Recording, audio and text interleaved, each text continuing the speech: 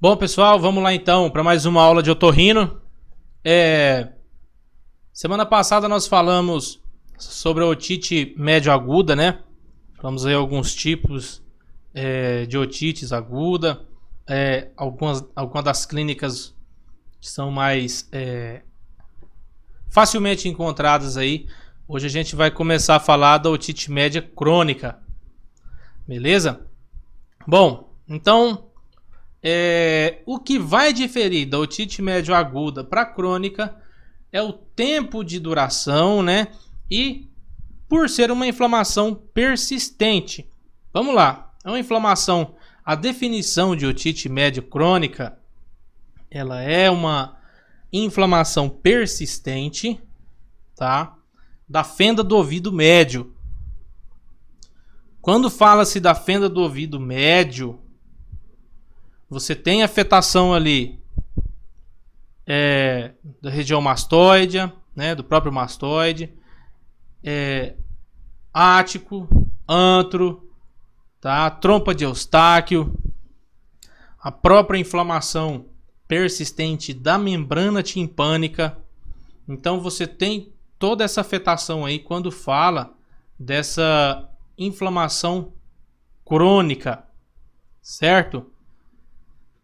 Se denominam também como a perfuração timpânica, né, sustentada por mais de 3 meses. Então, quando você tem uma perfuração timpânica persistente por mais de 3 meses, que perdura, não inicia um processo de cicatrização lentificado, não inicia nenhum processo de reparo normal, entra como uma inflamação, uma alteração crônica nesse ouvido aí. Bom, falando da epidemiologia, né, é uma enfermidade que ela é comum, ela é mais fácil de ser encontrada em pacientes que têm menos de 15 anos de idade, né? Vem de arraste também uma condição socioeconômica um pouco desfavorável também. É bem característico nesses pacientes essa enfermidade. Não são todos, mas a maioria, né? A predominância. E com respeito à raça, a origem desse paciente, né? É a de maior prevalência no paciente nativo, certo? Então, ela é predominante ali também, a maior prevalência em pacientes nativos americanos, esquimais e também australianos. Vamos lá. Vem também acarretado aí na epidemiologia dessa enfermidade, né, na otite crônica, vem de arraste ali também aquela clássica reincidência quando se fala de otite aguda, né? Então vários episódios aí, múltiplos episódios de otite, aquela otite mal curada que o povo fala, e vai e volta. Então acarreta também a levar esse paciente a um quadro de otite média crônica. E a prevalência aqui, ela é igual com respeito ao sexo do paciente, ela é igual tanto em homens, tanto em mulheres. Não tem essa distinção muito não, tá? Então acaba-se que é uma prevalência dividida aí por igual, tá? Entre homens e mulheres. E vem de arraste ali a otite média aguda novamente. E membro de família grande. Como assim membro de família grande? Porque geralmente essas situações onde você tem muita criança acumulada ali, torna-se muito fácil a disseminação daquela otite fúngica, aqueles episódios de inflamação de pavilhão auricular ali, de ouvido externo, são mais comuns, né? Tanto mesmo que entra ali essa parte de convivência aí, e também no caso das creches, né? Das guarderias. Entrando aqui em algumas alterações, quando a gente fala dessa otite média crônica, Você tem principalmente alterações da ventilação, tá? Que podem levar aí a derrames crônicos, aquele acúmulo exudativo crônico dentro lá do ouvido médio. Pode ser encontrado também ali nesse paciente defeitos do desenvolvimento, tá? O paciente pode ter aquela fenda no palato, né? Aquela hendiura no paladar. Alterações na mobilidade dos músculos da trompa de Eustáquio. Pode ser que o paciente tenha uma estenose na própria trompa de Eustáquio, né? No próprio canal.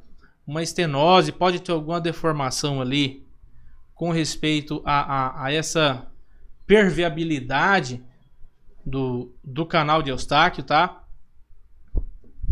Alterações infecciosas crônicas da adenoide, então pode ser que tenha adenite associada ali, também nas cavidades paranasais, né? Então, muitas vezes pode ter ali junto episódios aí de rinocinusite, transtornos metabólicos como hipotiroidismo, alterações imunológicas, situações alérgicas, podem vir todas acarretadas ali nesse episódio de otite média crônica. E também enfermidades ciliares da mucosa, que a gente já viu aí algumas aulas para trás.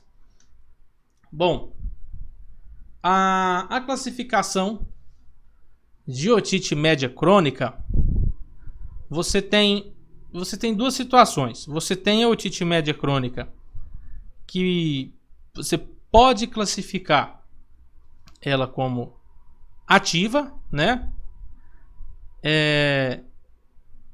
E como inativa. Essa otite média crônica, quando você tem ela inativa,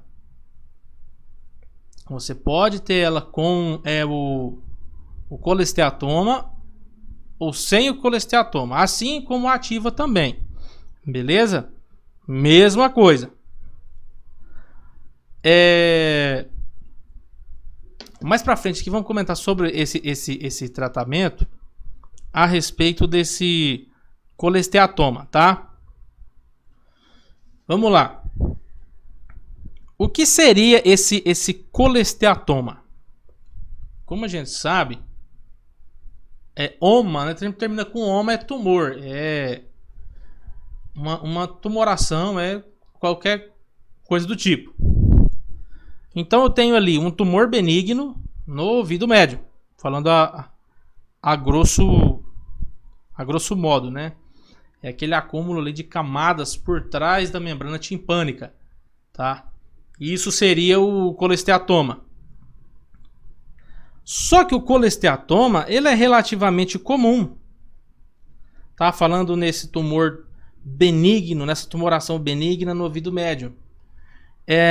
Diga-se de passagem que quando não tratada, você pode ter uma perda da audição parcial ou total, tá? Mas geralmente é algo benigno, não acarreta aí muitas complicações não. Beleza? Então, quando você vê essa terminologia, colesteatoma é um crescimento anormal de pele no interior do canal auditivo, tá? É o crescimento anormal de pele no interior do canal auditivo, bem atrás do tímpano. Essa é a definição, uma definição mais específica. Então aqui a gente tem esse acúmulo de pele, né, o colesteatoma, e sem colesteatoma, tá? A membrana timpânica sem colesteatoma. A otite média crônica, falando ali em questão de bactérias, de contaminações, são mais comuns os bacilos gram-negativos. É o que tende a estar mais associado ali. Só que o que acontece? Em alguns pacientes também, você pode ter, alguns pacientes podem aparecer pseudomonas, tá? Principalmente as pseudomonas aeruginosas, tá? Pseudomona aeruginosa. O Staphylococcus aureus, o Proteus spp e qual que era a outra? Corynebacterium e também a Klebsiella. São bactérias essas comuns, tá? Que podem ali permanecer no ouvido num episódio de perfuração timpânica. Beleza? Então é bem comum isso daí. As pseudomonas aeruginosas, elas correspondem aí cerca de 55% das infecções. Os estafilococos, aproximadamente 30%, né? Algumas enterobactérias, 15%, e correspondentes outros na flora mista, né? Outros 15%. Na otite média crônica simples, o que seria a otite média crônica simples? É aquela não colesteatomatosa, né? Aquela que não tem aquele acúmulo, aquele crescimento de pele na parede interna, tá? Lá no tímpano. Geralmente é a forma mais comum que aparece, né? Essa otite média crônica simples. E o paciente ele tem queixas que são bem características, né? A hipoacúsia, em alguns pacientes aí, na pior das hipóteses, vai apresentar também otorreia, né? Aquela perda de secreção. Só que o que acontece? Esse paciente pode começar a ter essas infecções, esse acúmulo de bactérias aí, essa proliferação durante a infância, né? E isso daí vai apresentar períodos de remissão, períodos de reaparecimento espontâneo, beleza? Raras as vezes os pacientes queixam de dor, otorreia, né? Otorreia de mau odor especificamente, vertigem, tá? Tontura, né? Ou tinitos, né? Então, assim, são situações que são um pouco raras de se observar nesses pacientes com essa otite média crônica simples, beleza? O tinnitus aí é uma terminologia que se usa para especificar o zumbido, beleza? Então, o zumbido você refere como tinnitus.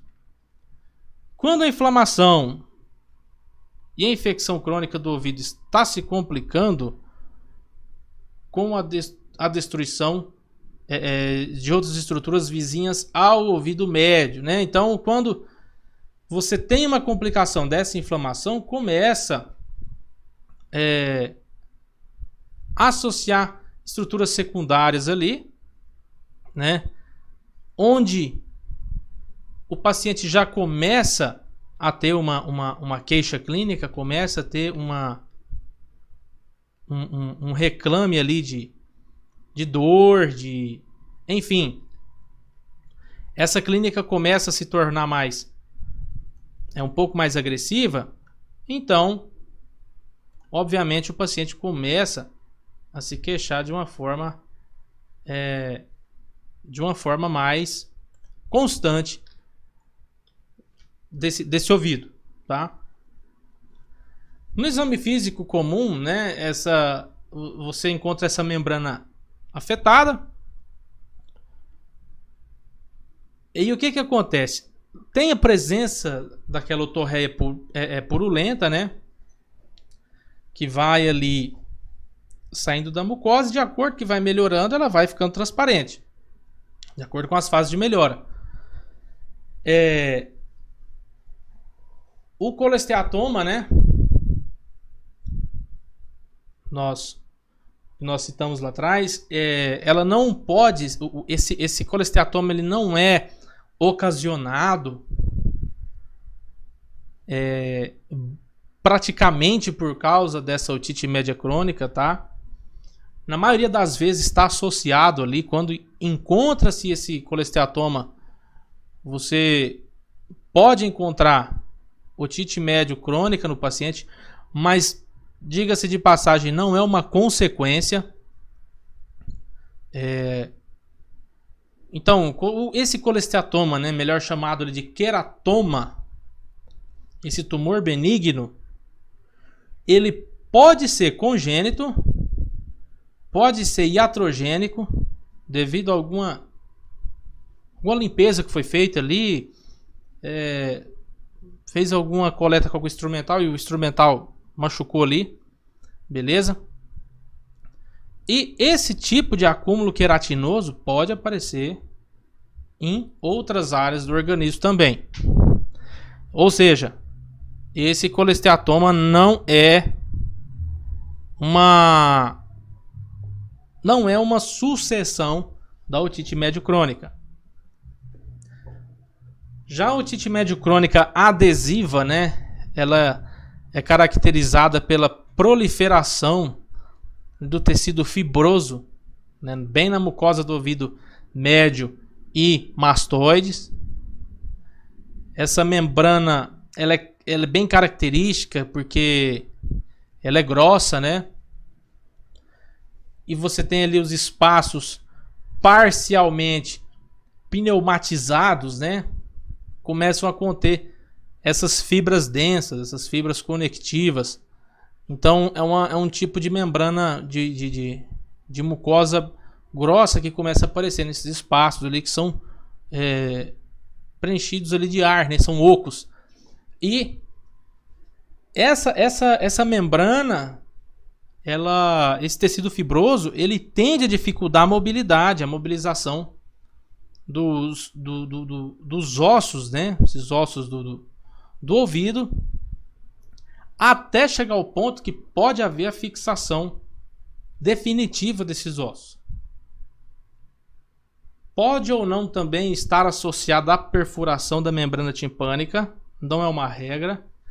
E geralmente ela é retraída, né, de maneira importante, e chega ao ponto de haver a reabsorção desses ossos e depósitos de colágeno hialinizado. Então chega ao ponto ali dentro do ouvido médio, ouvido interno, que adere toda a estrutura do ouvido. Então o paciente começa a perder mesmo a função daquele ouvido, então, a ter algumas afetações mais severas. A otite média, falando especificamente, né, pode vir aí a otite associada à tuberculose, a sífilis, beleza? E a clínica dessa otite, ela vem ali falando de um período ativo, né? Então você tem aquela otorreia purulenta, o paciente te refere que está saindo uma secreção, vai sair uma secreção esbranquiçada. Geralmente essa otorreia ela pode ser pulsátil e ela tende a sair ali devido a uma perfuração do próprio tímpano, né? Na fase inativa, tá? Na fase... Então aqui você observa que a perfuração timpânica, né? Então extravasa todo aquele líquido, aquele fluido que está por dentro da membrana timpânica. Na fase inativa, o canal está limpo. A perfuração pode ser de tamanho variável, pode ser grande ou pode ser pequena. A mucosa pode estar avermelhada ou não, pode estar normal também. Depende do tempo de inatividade dessa otite. Quanto mais tempo de inatividade, um aspecto mais normal aparenta ter. Tá? Então você tem aqui alguns tipos, né, de tamanhos de ruptura, né, de abertura timpânica. E o quadro clínico, o paciente, a maior queixa desse paciente vai ser a hipoacúsia, né? O paciente vai falar que está escutando menos, parece estar abafado o ouvido. A maioria dos pacientes também vão se queixar de otorreia. Alguns pacientes vão se queixar, aí, aproximadamente 28%, otalgia, né? Então, outros pacientes podem se queixar aí de vertigem, né? De tontura. E também os pacientes, mas aí já é uma parte também muito pequena, se queixam de zumbido no ouvido, tá? Esse acúfeno também aí é outra terminologia que se usa para referir ao zumbido, beleza? Tratamento dessa otite médio crônica, vamos lá. A gente tem principalmente aí que destacar o paciente que tem um quadro alérgico associado, um quadro infeccioso, né? Então, sempre orientar esse paciente a ter um bom asseio com o ouvido, né? A gente vai passar antibiótico terapia tópica, antibiótico terapia sistêmica em caso de complicações. E no caso de um tratamento cirúrgico, você cogita esse tratamento cirúrgico no caso de uma miringoplastia. Miringoplastia, no caso, é a reparação ali da membrana timpânica, né? A timpanoplastia, a mastoidectomia. Então, você já observa aqui um acúmulo de secreção, a inflamação já bem instaurada, né? As complicações otológicas podem ser o abscesso subperióstico, a paralisação facial, porque começa já a ter compressão também aqui de alguns plexos, né? De algumas inervações. Consequentemente, episódios de labirintite. Também você pode ter associado aí também petrosites, né? Então, geralmente são nesses casos que já tem uma complicação mais uma complicação mais severa, né? Vamos lá. Petrosite, o que é isso? A petrosite ela é uma inflamação, né, da porção petrosa do osso temporal, tá? Inflama a porção petrosa do osso temporal. Então se chama petrosite. Complicações intracraneanas, né? Ou intracraneais. Meningite, abscesso epidural, ou esse abscesso pode aparecer subdural. O abscesso pode aparecer dentro do parênquima mesmo, tá? Um abscesso cerebral. Ou tromboflebites do seio lateral, tá? Então pode vir aí associados uma clínica bem surtida nesse paciente. Vamos lá. O tratamento ambulatorial para esse paciente vai ser o quê? Primeira coisa, a clássica ciprofloxacino, né? Mais hidrocortisona. Eu passo um antialérgico para esse paciente também. Beleza? Eu passo antibiótico terapia e um antialérgico. Então eu vou passar para esse paciente uma ciprofloxacina mais hidrocortisona ali de 2 miligramas, né, por 1 ml, 3 gotinhas ali no ouvido acometido de 12 em 12 horas. Tem outras alternativas também, tá? Mas a que vem de cara é essa daí, a cipro mais hidrocortisona. Você pode utilizar também a fluoquinolona, né? Mais sulfato de neomicina, mais a polimixina B, mais cloridrato de lidocaína. Tá? Isso aí é um remédio só. Mesma coisa. Pinga 3 gotinhas no ouvido, só que esse aqui, a posologia é um pouco diferente. Em vez de ser 12 em 12 horas, é a cada 8. Então, também por 7 dias. Bom, uma boa limpeza no ouvido, né? Principalmente ali no lado que está cometido. Então, uma limpeza, uma boa aspiração desse conduto auditivo. E também, você pode fazer nesse paciente, é bem interessante, uma indicação de soluções tópicas, né? Soluções acidificantes. Você pode usar aí o ácido bórico, o ácido cético também, o ácido acético.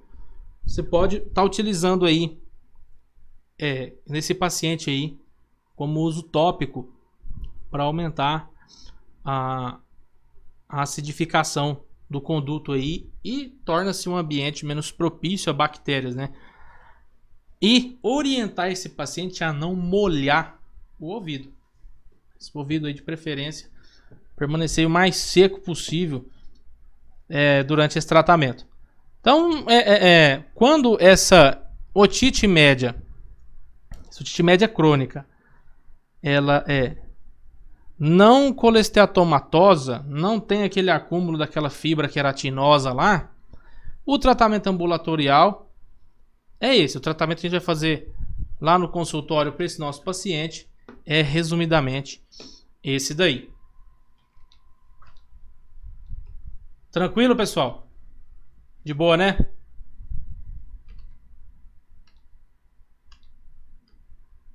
Alguma dúvida?